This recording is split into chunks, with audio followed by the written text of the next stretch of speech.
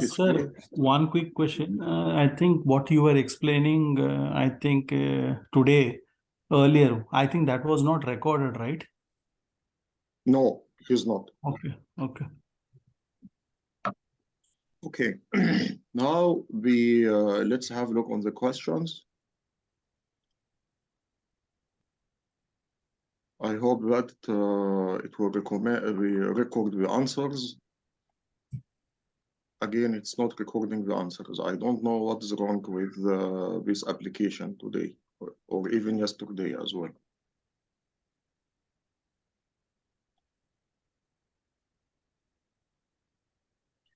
طيب. Anyway, which cloud model? There is no need. All of you answer correctly. Okay.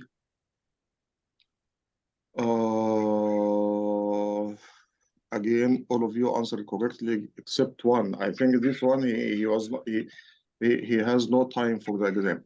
Which model has CSC has the most control on its resources? Most control, the highest control, it will be ES, as mentioned here, of course. What is the definition of multi-tenancy? Unfortunately, I am not able to see the answers. Then I don't know what's going on with this. This it's not normal. Anyway, what is a multi-tenancy? Multi-tenancy is basically the concept wherein the same cloud resources are being shared by two or more customers, one or more customers. Yes, that's right. Okay.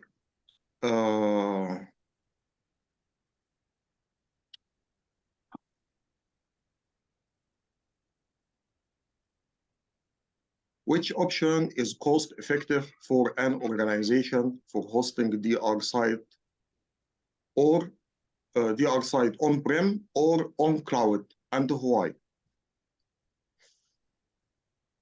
So, sir, my answer is that no, I want someone rather than Prem. Prem, he answered the previous question.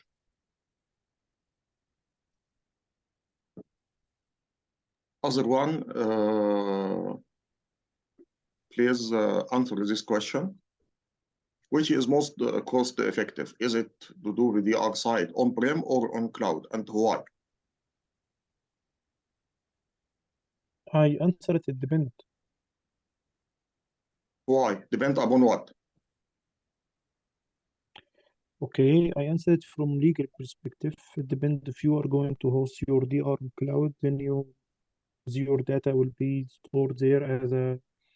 Does it have to be comply with like NCA here in Saudi Arabia or any other module security or regulation? So this is what I think. This question, it's tricky. Right now, actually, we are the company I work in. We have migrated all our cloud from AWS, Azure, and Google into Oracle because it's hosted at the center here. And our DR, it's an STC. So I answer it from that perspective. Which option is cost effective for an organization for hosting DR site on-prem or on cloud, and why? This question, gentlemen, generally in the exam, you have to understand the question. This is my advice. What Muhammad he mentioned now, can you hold on, users are connected, and on a different zone, you have the servers are connected. Sorry? I'm sorry, I didn't understand. Were you speaking, Mr. Osama, or someone else? No, he's not speaking. I think, sir, I think you can go ahead. I think it was a crosstalk or something. Okay. Usually, gentlemen, my advice to you, you have to understand carefully the question. The answer which Muhammad he gave it right now is totally right, but it's not applied for this question. Why? Let's read the question again and analyze it. Which option is cost effective? When we reach to the word cost effective, this means that it's already compliant. Because if it's not compliance, then I will not Hey, think about guys, are you guys not hearing two voices? which is collecting data. No, Raj, I think probably you disconnect and rejoin. Yeah, we have. I think someone he is running the recording. No, I think what is happening is probably I think there is a lag actually. So he's listening, he's not listening exactly at the time. He's listening the same, whatever you are saying, whatever we are speaking, I think a little later. Yeah, but why I can hear my voice? I should not hear my voice. No, it is clear to me. I don't know what's the issue with Raj. Right. When we are saying cost effective, then this means Mr. that Osama, Mr. Yeah. Osama, can you please enable the recording if it's not enabled? it's already enabled. No, it is already enabled. Okay, sorry. 1 minute, let me check, but I know that I enabled. Yeah, No, yeah, it's recording- enabled, it's working. When here cost effective means that it's already compliance, because if it's not compliance, I will not reach to the cost effective. Because let me answer it in a different way. Yes, DR site on the cloud, it is zero cost. Is it acceptable? No, it's not compliant. Then, okay, then this means that it will not work. Then you have to understand the question. When we're asking this question, cost effective. Cost effective.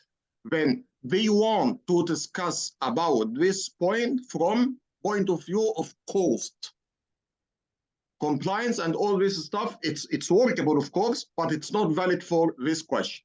The only option here, cost effective. You know, when I will say compliance and all this stuff, if I say is the organization for hosting DR, I will not mention cost at all. You got my point, gentlemen? This is very important, because in some situation you will say, no, if I am sitting in my office, I will not do this. I will do something else. Yes, you are right. But because you are taking in your consideration something else. But in the exam, we are not caring about something else. We are caring about this point only. Okay? Well, now if we are saying only for cost effective, what do you think? On-prem or on cloud, it will be better. On cloud. Why? You answered a few, it's zero cost. Or it will be Sorry? minimum cost. You answered it, I mean, you said it zero cost or a little bit Why cost. zero cost? Why? Because your, let's say, your servers and stuff will be switched off until it will be turned on. You will not keep it on until all the time. Please answer the question in the terminology of cloud. You are not utilizing your infrastructure there on the Pay VR. as you go. Okay, yeah. Pay as you go. This is the right answer. But again, why I am act in this boring way with you? Because if you understand exactly what the question means, immediately you will answer this question. You know, when you will read this question, you will say, okay, you want the option of pay as you go. When you search immediately in the 4 answers, and when you will see it, you will click it and next. Then this question, it will take only few seconds for answering, few seconds. And this, it will be save the time for other questions. This is the reason why. If you reach to this level, when you will read the question, you will say, yes, he want this point. When you will search for this point in the answers, congratulations, you passed the exam. And not just pass the exam, you pass it with high score as well. Okay? What is the difference between business continuity and disaster recovery? Another one. Business continuity is to run the business whenever there is a disruption, but it need to be continued. But disaster recovery has to plan for anything natural disaster or catastrophic happen, what businesses do, how we can run the Don't business? say natural disaster. It is only disaster because this disaster can be natural, can be human-made, Right. whatever. It may not be natural only. Okay? Mhm. What is your role as security administrator when your organization decides to publish an application into the cloud? Let me give you a hint here. This, it is looking for a specific thing, a specific word. What is it? This one of the not tricky question, but the questions which in the same style of CCSP exam.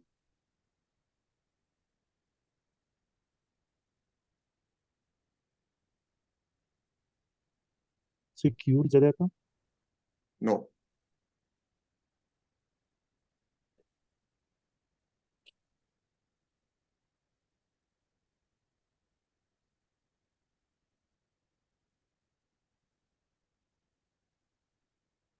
Is it like reviewing security architecture of that application? No. This is the due diligence. Re- Due diligence. Okay. What is ABT? Is cloud infrastructure subject for APIs, ABTs, or on-prem environments only? So it is for both. You are subject right, API. for both. Because cloud, it is by the end of the day, it's a data center. Okay. And what is the ABT? It's a advanced persistent threads. And what is advanced persistent threads? This is when a user gains access of the system and remains in the system for a long time. Yes, we are highly talented. Sophisticated. They are very patient. They can stay in your network for years. It is not their objective only to capture some data, but they want to maintain their presence on your network. Usually, it will be in the form of intelligent services. All these definitions are very important because it can be a key for answer of the questions. What is the malicious insiders? What are the appropriate controls for this risk?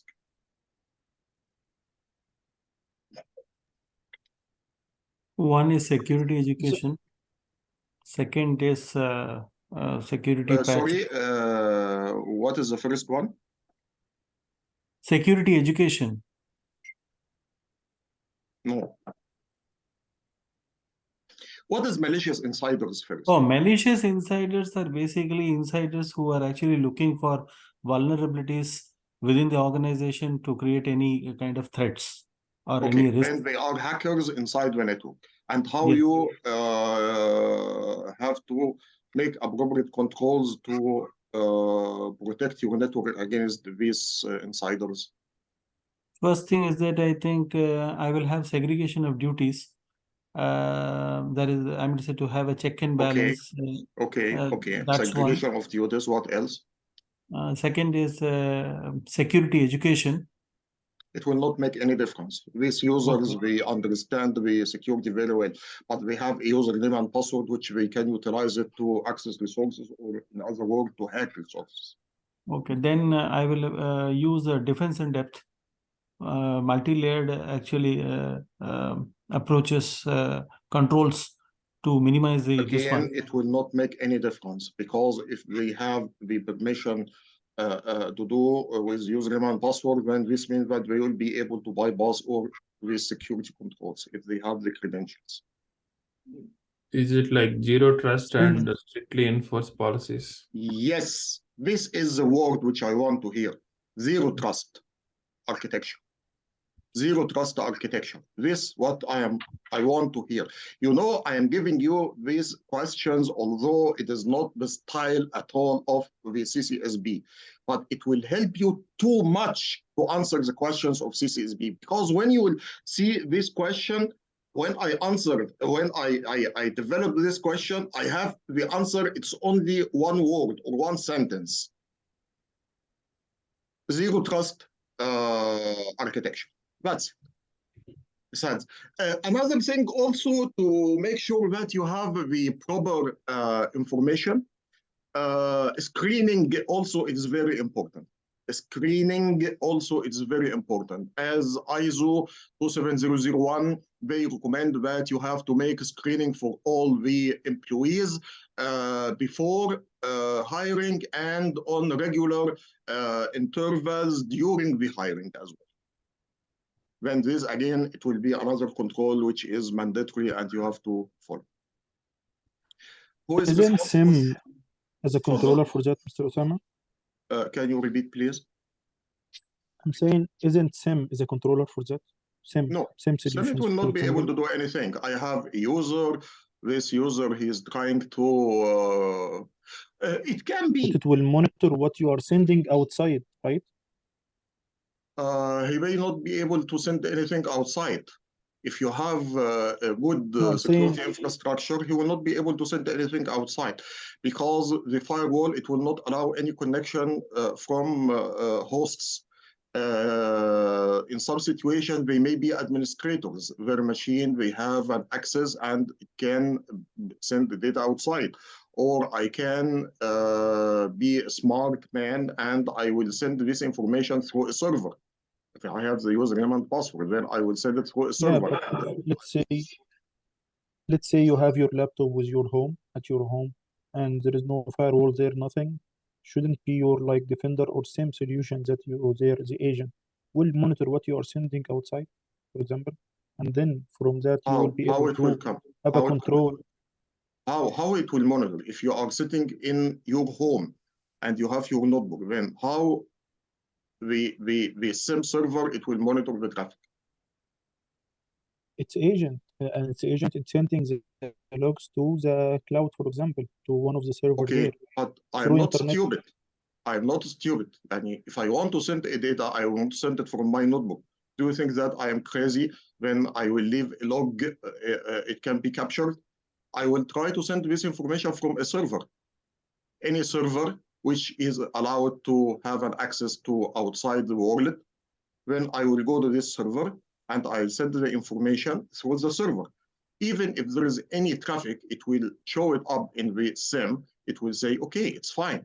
This traffic, it is coming from email server, it's coming from whatever, any server which is allowed a connection to outside. You are not dealing with dummy persons. These insiders, we are, by the end of the day, hackers. Okay. I thought that it might help or work for that, but zero trust is it can. I don't want to give you a definite answer. No, it can. No, it can. Of course, it can. Yani in some situation, if you have host IBS, yes, it can, because if it's email. And if you have host IBS on the server and the host IBS, it found that you are sending some data, and this is not a normal traffic. It's usually SMTP 25, SMTP 143, SMTP 110, net priors, and so on. But if it can find FTP or TFTP, what is this? It's not normal. Then it will send the log. Then based on the policies defined in the SIM, it can discover it. Yes, in this case, can be. Then I don't want to say definitely no, but I want to go direct to the point, which I don't want the answer on the other side to be, he is not a stupid man and he can work around it to find a solution for it. You got my point? Especially have the yeah, I got it. play with it very easy. Yeah, I get your point. Yeah, so the absolute answer is zero trust, but SIM in production environment, it can help. It can help. It can help. Okay. It can help. It depends upon the security controls which you have. Because if the SIM does not do anything, SIM itself by itself, it's not doing anything. It's not a protection. SIM, it is a centralized way to collect the logs, analyze the logs. Then if you have the logs and the policies which is able to discover any attack, it will be able. If you don't have it, then the SIM, it will not be able to do it. Yeah. Okay. Yeah, the measurement is there and everything, so it can help. Yes, Yeah, okay, you are got right. it. Okay. Thank you. Who is responsible for managing cloud services vulnerabilities? Provider. Provider, of course, because all the devices, it's in his infrastructure. Then how can I do update or upgrade or scanning? I think we answered the ABT. ABI, not ABT, sorry. What is Sorry, ABI? Mr. Osama. Yeah. Mr. Osama, can you please go back to the previous question? Yeah, here you're saying who's responsible for managing cloud service vulnerability, right? Okay. This is a service that any companies are providing for the customer to consume, right? Yes. What about if you are purchasing a service from cloud, SQL, for example, and you are managing it? Shouldn't you secure it? Sorry, if How you did are you if you understand? are doing what? If you, let's say, if you purchase SQL on Azure or in SQL, AWS, okay. okay, how are you securing it? Shouldn't you have you are answering question right now from cloud service provider. How did you understand that the question is from cloud service provider perspective? Do you Not from think the that the customer SQL perspective? you will have the permission to update any patches or vulnerabilities on the SQL server? Okay, this is from my practical work. There is in Azure something called SQL. There is something Microsoft Defender for SQL. So there they are protecting SQL. I'm not sure what it is, but I read about it. I just implemented today, so I'm not sure. I didn't go through it, but I'm saying here in this question how to segregate if the security for SQL, let's say it's there. If what? If the security for SQL is there in the cloud service provider, like Microsoft, for example, What do provides you mean something by Microsoft. how the security? أنا مش فاهم السؤال. إيه السؤال؟ Guys, I will try to explain it in Arabic. Bear with me, please.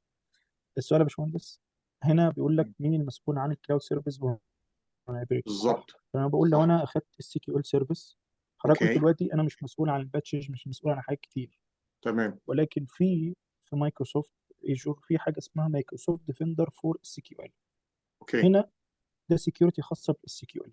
انا بتكلم تمام. هنا في السؤال بقى ازاي انت قدرت او فهمت ليه السؤال ان هو من الكلاود سيرفيس بروفايدر، ان هي مسؤوليته هو مش على الكاستمر، مع ان في لأن أنا ما سكيورتي خاصه قلتش. بالكاستمر. Okay.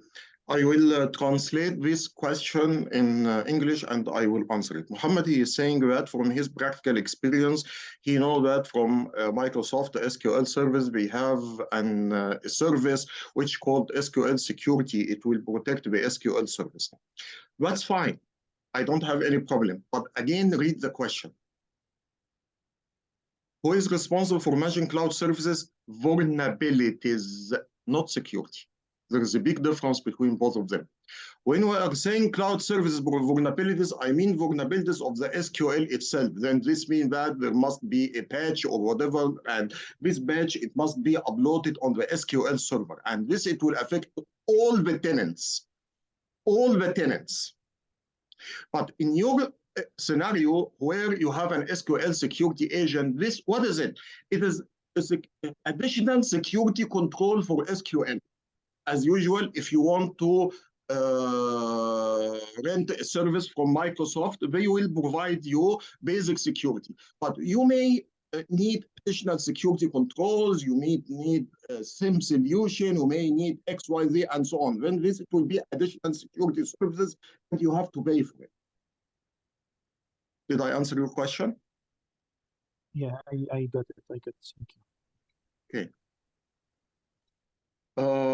The other question, what's API? How APIs can affect the cloud services security?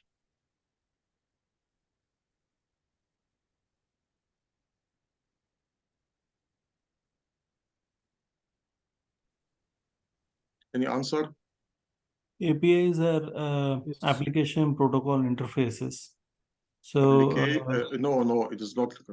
What is it? application protocol interfaces. Program interface. Yeah, Program programming. interface. Okay.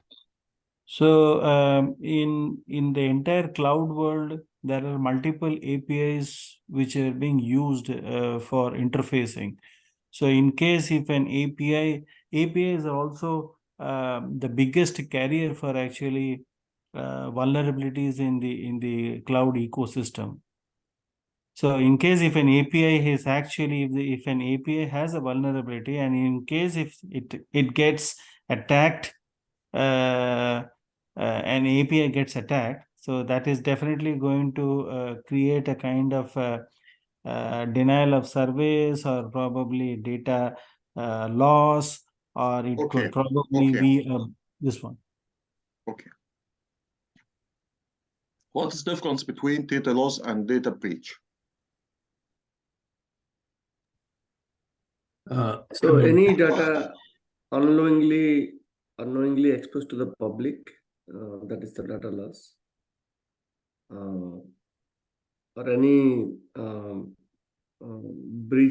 data breach happened due to the cyber incident, and that exposed to the public, that is called the data breach.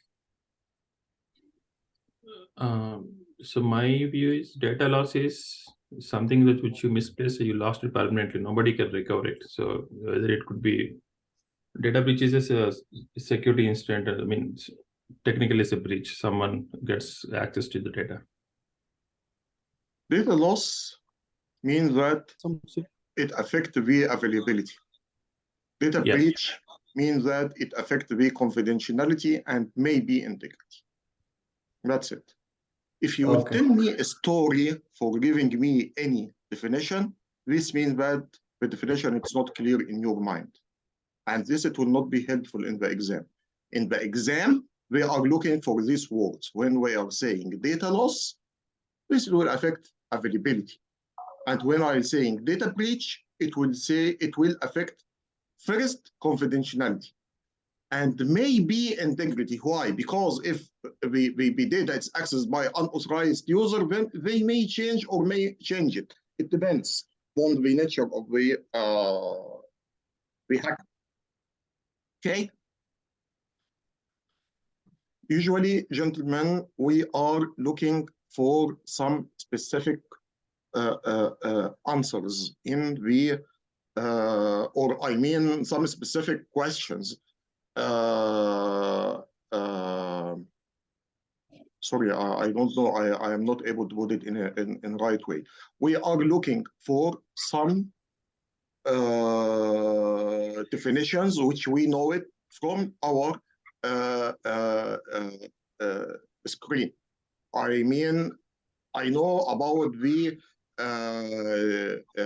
confidentiality. I know about the integrity. I know about the on-prem and so on. Then when I read the message, I say, okay, this question, it is looking for this answer. If you reach to this level, congratulations, you passed the exam. And you passed it with a very high score. But when we start to say stories, the question, the option, it will give you only one sentence, one line, and it will not tell you a story. Then you will find somewhere availability, in other answer integrity, in the third one confidentiality and integrity, and the fourth one usually it will be totally wrong, and you will drop it from first time you will read. Okay. Right, okay, that's fine. Let's now go for the Sir, I think one of the questions which you discussed, so what's finally the answer for it? I think this was on that business continuity. I think disaster recovery. So whether it has to be on-prem or whether it has to be cloud, I think for which I think Mahmood was trying to answer, it depends. No, and after that we mentioned on cloud, and because we want to mention a specific word, which is pay as you go. Okay. Thank you. Okay, I will share my desktop. Mr. Osama, Okay, if you have any as you question, go, please go ahead. okay, I'm saying for pay as you go, yeah, I understand that, and I totally agree, and everything is very clear. But maybe there is another also module of pay, like enterprise agreement or stuff like that. will be also, depend on the cost.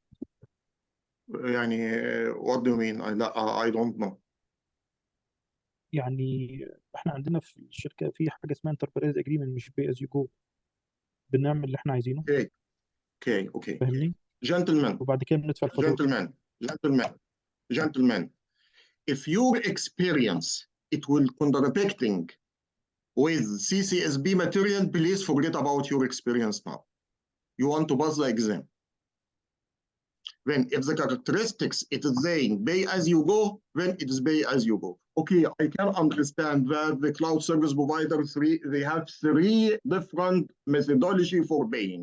Number one, pay as you go. Number two, flat payment. Number three, the establishment payment. And they are telling you if I will establish a server or a virtual network for you, even if you use it or you don't use it, but you will pay for it. I can understand all these things. Then please don't confuse yourself. Now, characteristics of the exam, a cloud for the exam, it is in pay as you go. Then let's follow the pay as you go. And I mentioned this in day number one. If your experience, it will make contradiction with the questions, forget about your experience right now. Yeah, usually, you know that I'm working in SABIC. In SABIC, we are following the best practices. Whatever any standard issued in the world, they will have to apply. Then when I have any question in the exam, special scenarios, I'll say, if I am sitting in SABIC, what I will do? Yes, I will do 1, 2, 3, 4, 5. Then in some situation, this is wrong answer from their point of view. Why? Because we want to hear specific thing, specific definition.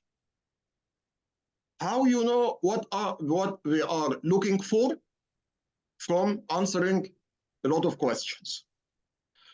In CCSP, they never say enterprise agreements.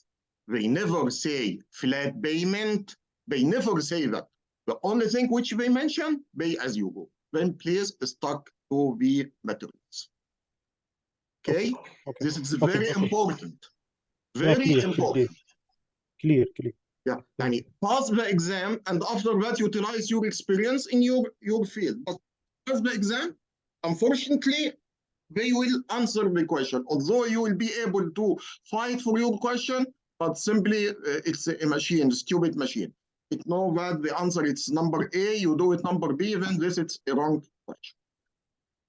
Okay, let's now have the module to complete the domain number one for the cloud security. Today we will study the identity trusted cloud services. Identity trusted cloud service. And I think I need to follow another method with you in the course to be helpful and to break the boring methods of the slides. Frankly speaking, I don't like the slides. I am feeling that it's boring and someone he can lose the track. We will use the whiteboard today.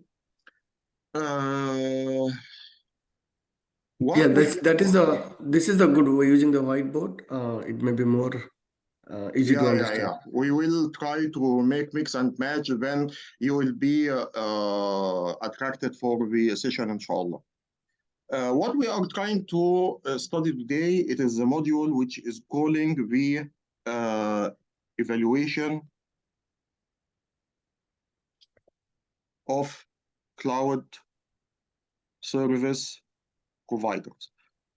It is very important. What is this?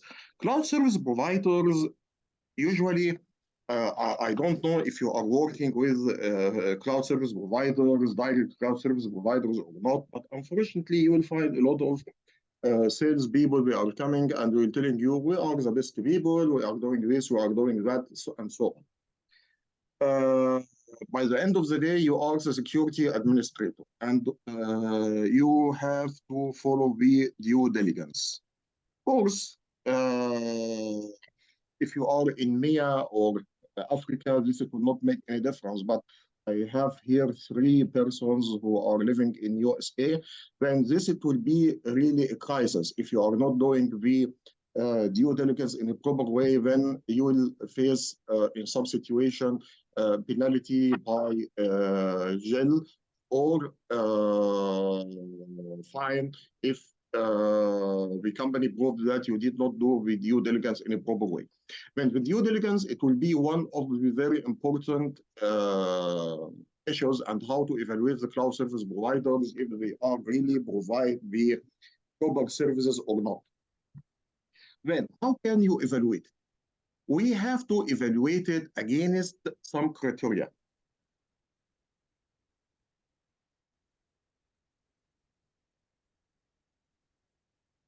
Against some evaluation criteria. What is this evaluation criteria? This, it will be the international standards or the standards which we have. There are multiple standards which it can be used to evaluate our network. Of course, I mean the cloud service provider. Of course, you will not be able to make any audit for the cloud service provider. No cloud service provider, it will allow you to make evaluation for this their network or to make any audit for their network because they have data for thousands and thousands of users, and this data it can be compromised. Then this means that we have to depend upon a third party to mention that this cloud service provider it's ideal and we are doing the hosting and security and all this stuff in a proper way and based on the best practice. And for example, if I am security administrator and I want to prove that I am working in a professional way for my organization, I can tell you I am doing a lot of work, logging, IPS, so and so. Then you will say, what is this? Who is speaking about himself like that? I don't think that he is doing anything, but he is feeling that he is weak and he is trying to show us that feedback. Usually this is the nature of the human being. Then if I want to prove that I am doing a good exercise, if I tell you, yes, gentlemen, we are ISO 27001 certified, then this means that there is no need to speak too much. And by the end of the day, I don't need to prove that I am doing my work correctly, because the ISO, we know very well that we have standards, we have clauses, we have controls, and so on. Then, what are the standards which you have to follow to evaluate your cloud service provider? Number one, you have the ISO 27.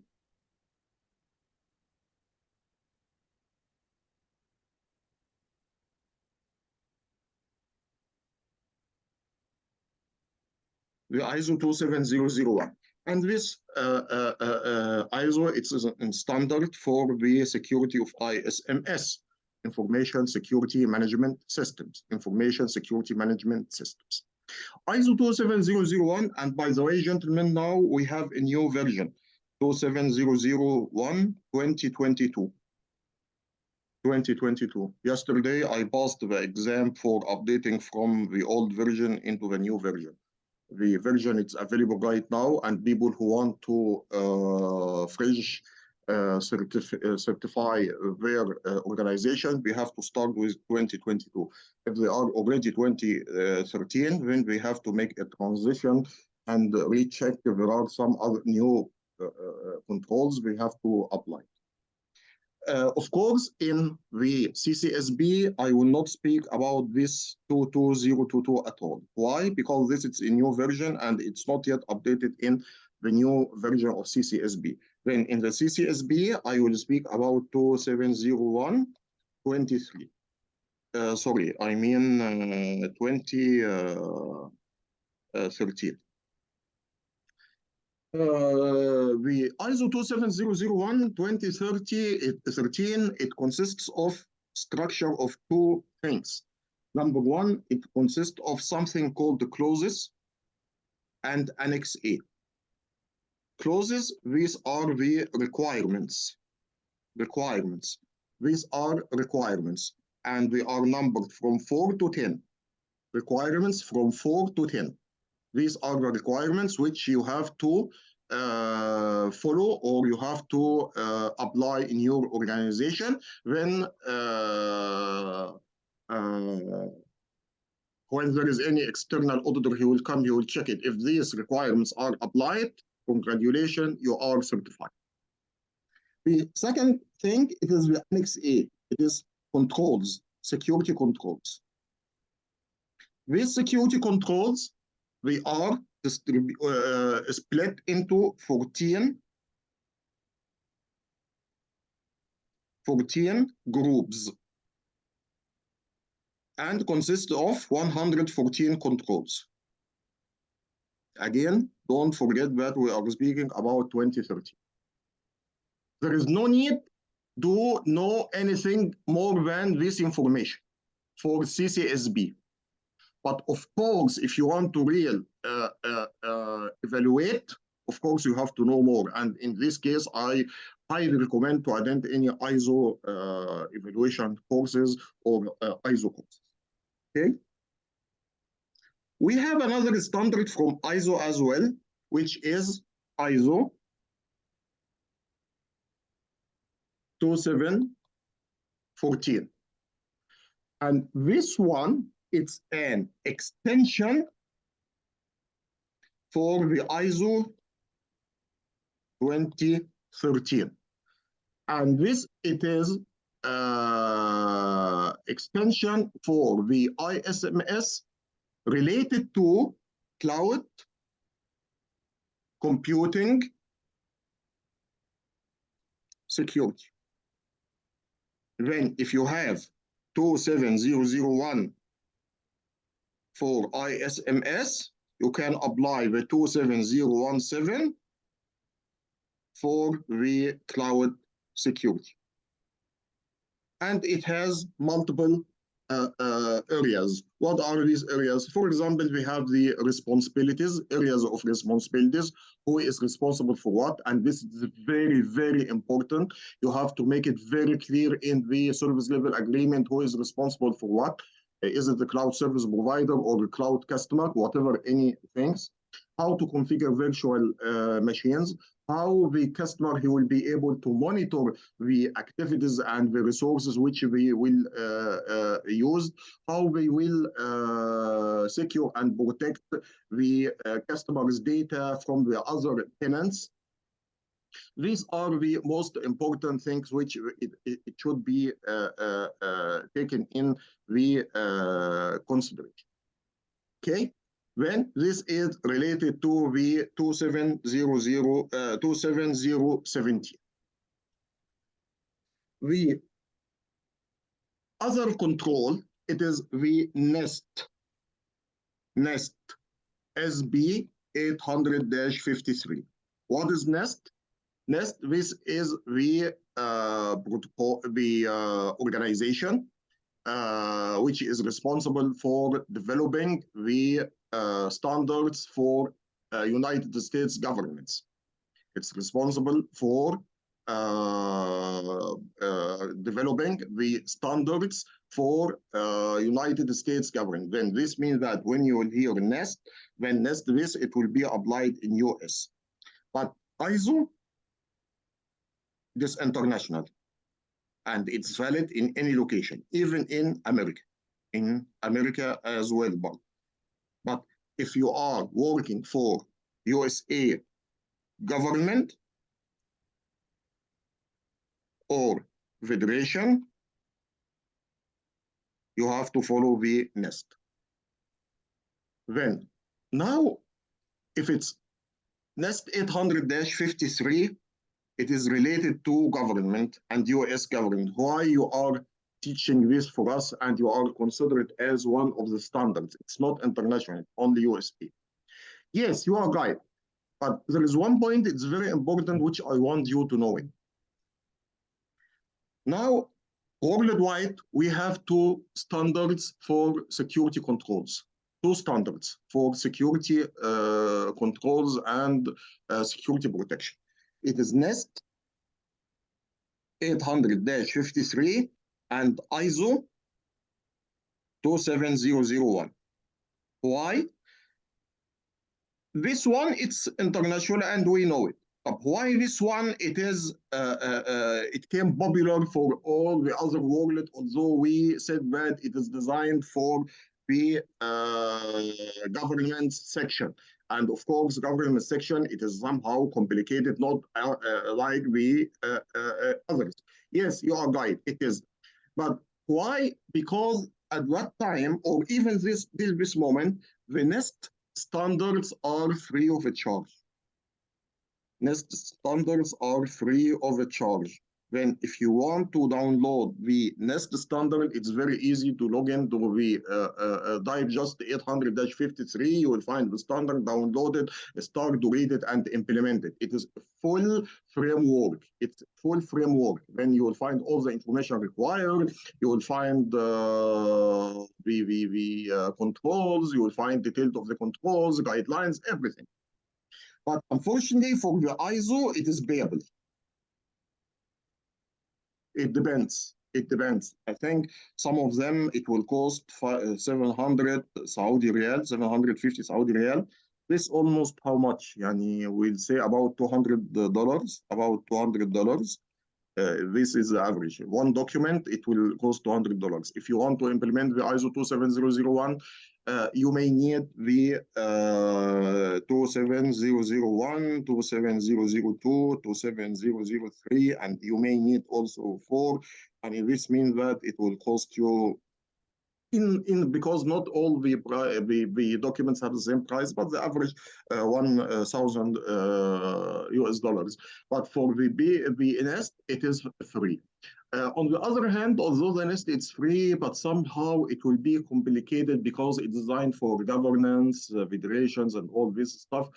When it will be implemented into a private sector, it will be a little bit difficult. It won't be easy, but still valid and it's work fine.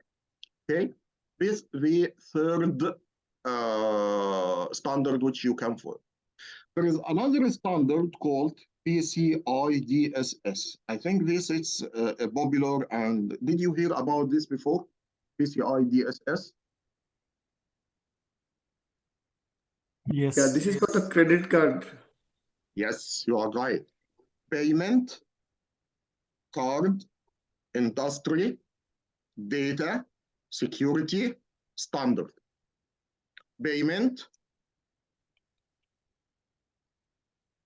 card industry data security standard. And this standard, it was developed by Visa, MasterCard, American Express, all these companies. We are working together and we developed this standard. Then whatever any organization, and we want to deal with the credit card, we have to apply this security control. In PCI DSS, we have 12 security controls. We have 12 or not security controls, we call it 12 compliance requirements. We have 12 required compliance. It's related to the firewall configuration, access controls, change the default passwords, and so on. These are some security controls. And of course, when you will have a look on it, you will find that it is very, very simple compared with the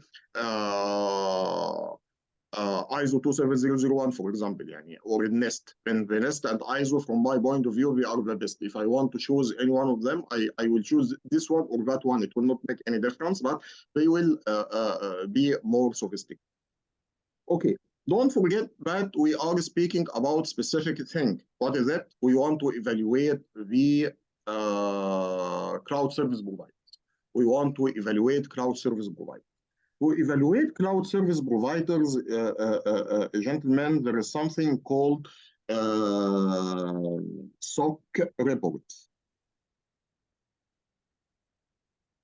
And SOC, this is a service organization control. What is SOC reports? With SOC reports, it has 3 flavors: SOC 1, SOC 2, SOC 3. SOC 1 visits the report related to financial audit of the organization or the cloud service provider.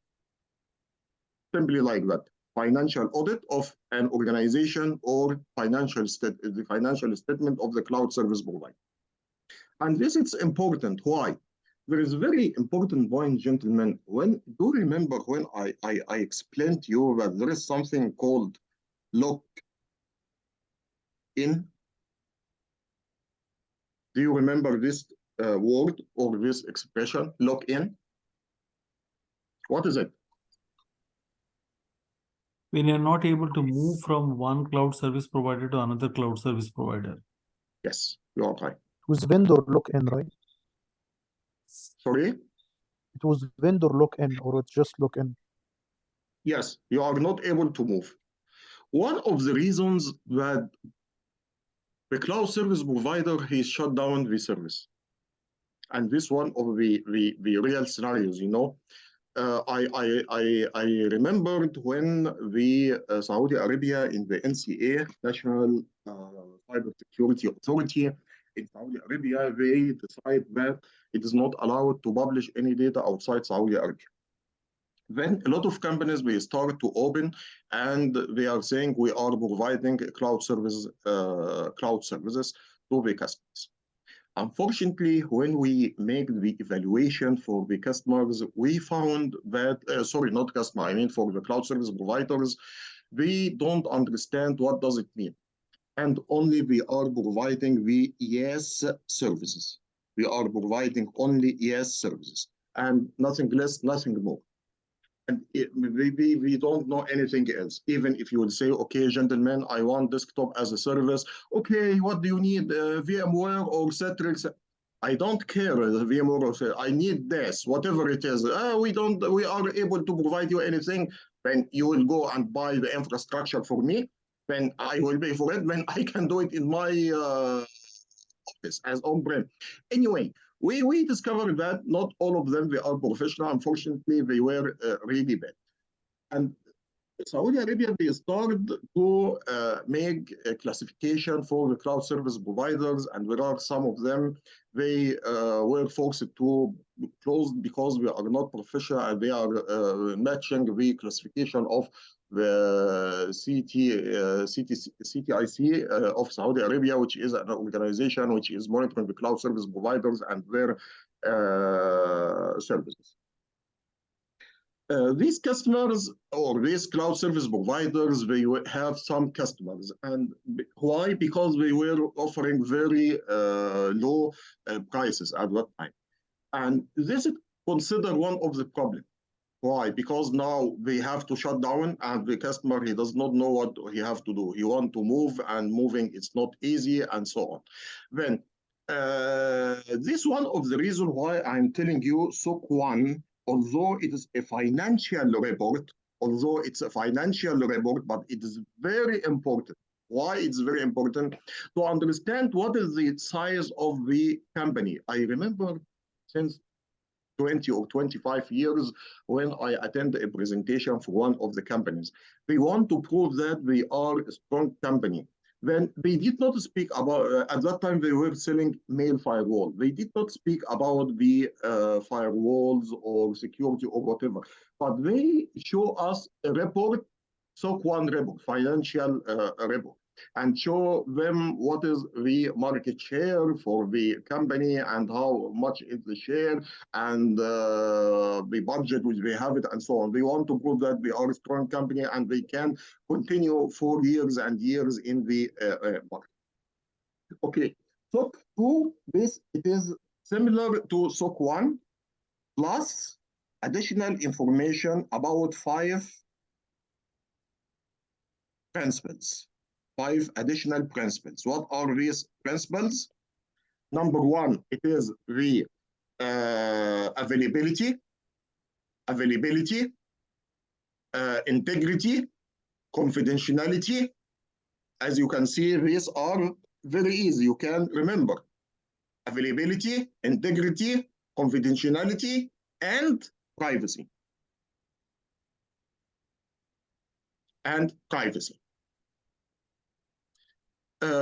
These are the most important report which you are looking for, SOC 2. SOC 2, this is the most important report which you are looking for. And it has also the fifth one, security principles. Security principles here, it has 7 security principles. We have 7 security principles: organization, communication, risk management, monitoring, physical access controls, daily operations or system operations, and change management. Okay, these are the controls which are a part of the SOC 2 report. SOC 3 report, this, it is, by the way, SOC 1 and SOC 2, we are private reports. This means that if you want to have a look on SOC 1 and SOC 2, you have to type NDA for the cloud service provider. SOC 3, it is something like SOC 1, but it is public. I can publish, usually we publish it over the internet. Usually we are publishing over the internet. Okay? Great. So can you explain again SOC 3? How is the difference between SOC 1, SOC 2, and SOC 3? SOC 1, it is financial. SOC 2, it's financial plus the 5 principles.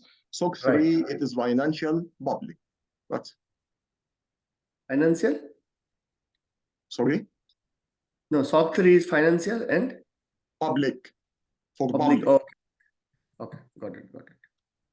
Okay. Which is the one that the SOC 3, Mr. Osama, is the one we see like the revenue and stuff like that for the cloud service. Yeah. This is similar to the information which you can get from the internet. or مش الانترنت يعني بيسميها سوق البورصه وما اعرفش ايه والحاجات اللي زي دي. The stocks and Yeah, stocks, yes. This is public information. Public information for all the people. Okay.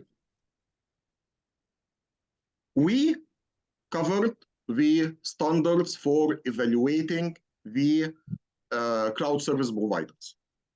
We covered the standards for evaluating cloud service providers. Now we want to understand the systems or products certification. I want to certify my product. I have a firewall. I want to certify. First standard or guidelines, it's called common criteria. This common criteria, it is equivalent to ISO 15408. Okay. Sir, before we move forward, on the SOC reports, there are type 1 and type 2 reports also attached, right?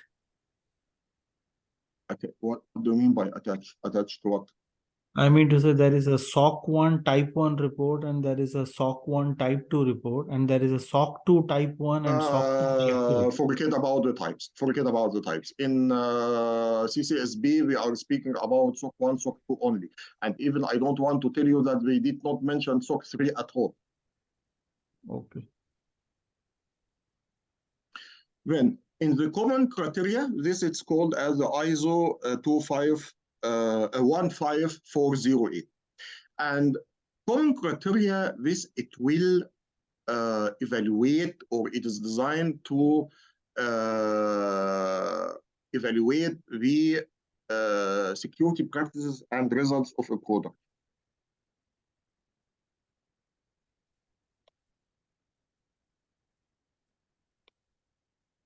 And for example, I have a new firewall. And I mentioned that this firewall, it can protect against unauthorized access. I mean the vendor, he mentioned unauthorized access. It can make cryptography. It has IBS and IDS module. It has anti-malware and all these things. I want some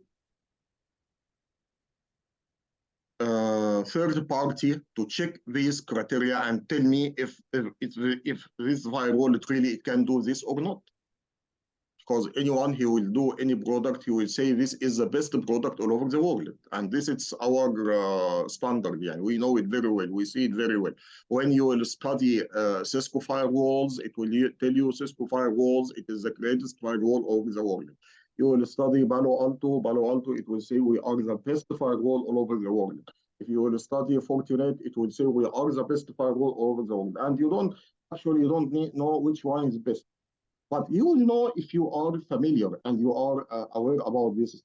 Then, the common criteria, they have something called levels or scores. What are these? EAL1, 2, 3, 4, 5, 6, 7. Of course, EAL2, and so on.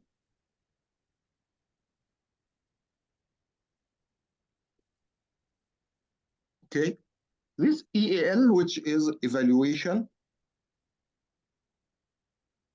assurance, level. Number one, it's functionally tested. Functionally tested. They will check its function and they will say it is good or not. It can do these functions or not.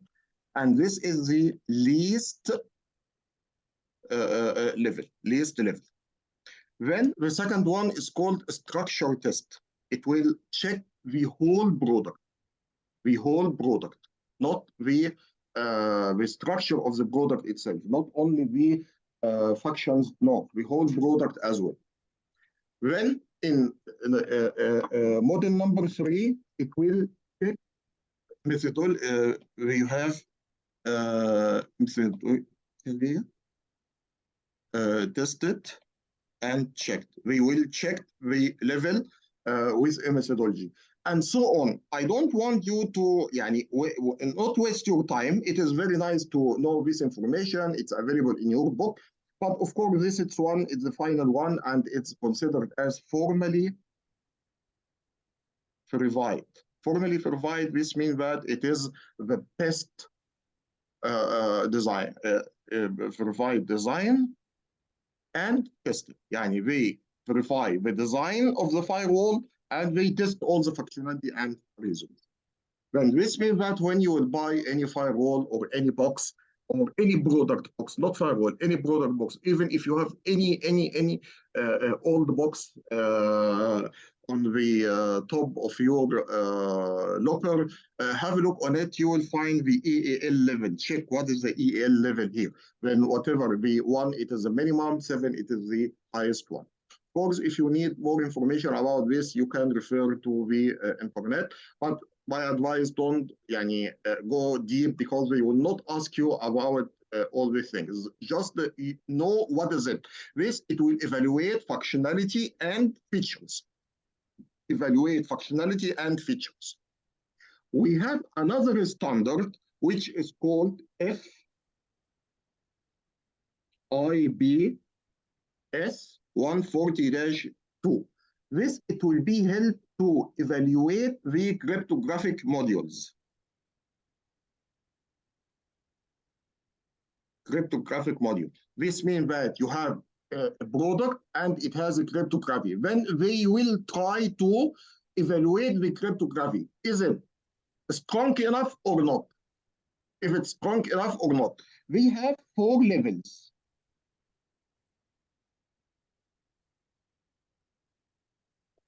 Level 1, it is the lowest level. And we want to check only that it has a cryptography, it is using cryptographic modules. Cryptography, it's enabled. So check that the cryptography, it's enabled. Okay, then this, it has the cryptographic modules. In level number 2, They want to check if it supports rule-based authentication. The side, of course, when we say number 2, then all the requirements in the previous level must be achieved plus the new one. Rule-based means that you have user, you have administrator, and so on. This which we call it rule-based. Also, if there is any temper, it can detect. Can detect any temper. If there is any hacker is trying to play around, then it should be able to. In level number 3, it must have physical controls protection. Then if someone here try to connect USB or whatever, then it should be able to protect itself, protection by disable board or send a message or whatever. Okay. And finally, the level number 4, which is the highest model, that all these features plus it can resist tamper detection. Resist. Here it can detect in level 2. Here it can resist. These are the different levels of the FIBS 42. Okay. I know that it may be somehow complicated for you, and you may feel not comfortable. I know that. But I am not asking you here to know all this information. Just I want you to know what are the functionality of each one of them. This it will be enough. What is FIBS it's doing? It's evaluating cryptography. It has 4 levels, and the level 1, it will be related to availability of cryptography. Other one, rule-based. Number 3, it will be tamper resistant. This number 4. We have also the evaluation assurance level, which is for 7 layers, 7 levels.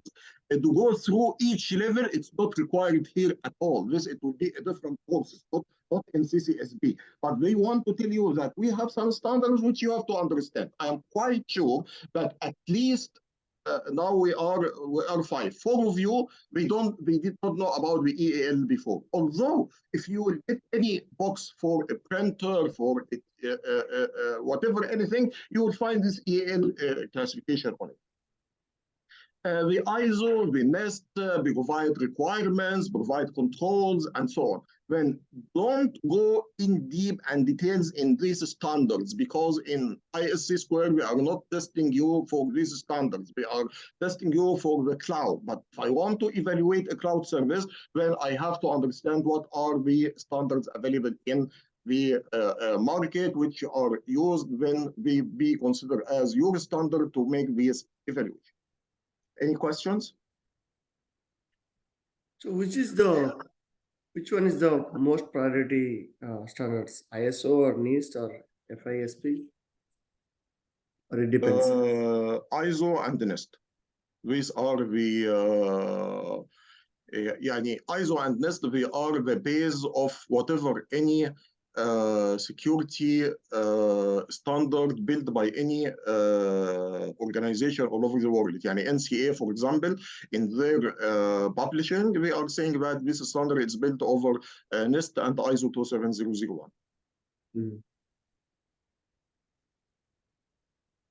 ISO, if you will, you want to have security controls, proper one, if you will attend an ISO course, this it will be great. This it will, the benefit of the ISO courses that it will cover a lot of fields, because ISO, it will cover a lot of fields.